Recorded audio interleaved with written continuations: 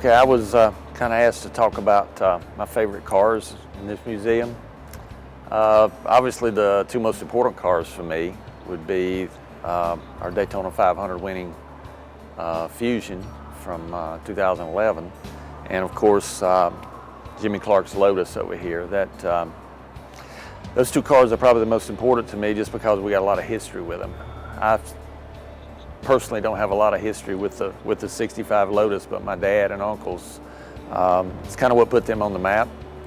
It was one of the biggest wins that they were a part of probably in history, probably until the 2011 500. So it got a really special place in my heart, which coming here to this museum is a big deal for me because everything in here, I don't know a lot about everything in here, but I know a little bit about everything in here that, you know, even the trains, the planes, when you're growing up, you hear a little bit about things like that just, and when you see it, it just really makes it special. So yeah, this is Eddie and my favorite car.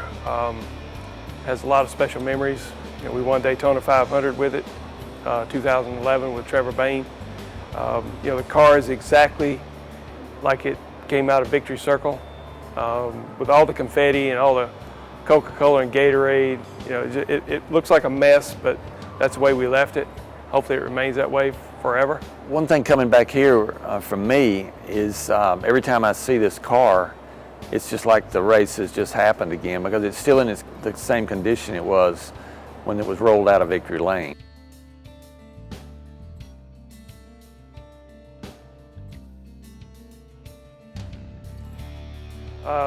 I think the Indianapolis 565 brought our family more worldwide attention, and Daddy would tell you that it was pretty much, they did the least amount of work and got the most amount of publicity from it, because they were just, you know, a group of guys that did a job.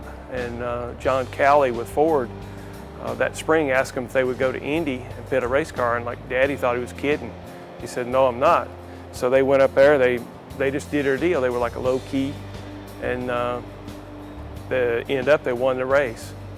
I remember the day that this car won the Indy 500 in 1965. I was in the 6th grade. I think that win, you know, our family had a lot of success on pit road, and because Leonard actually designed the air guns and the jacks and things that we actually use today.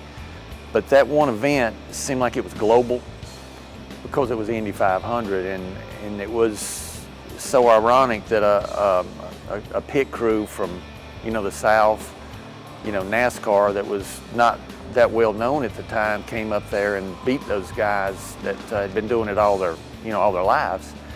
But my uncle tells a story about when they made the last fuel stop.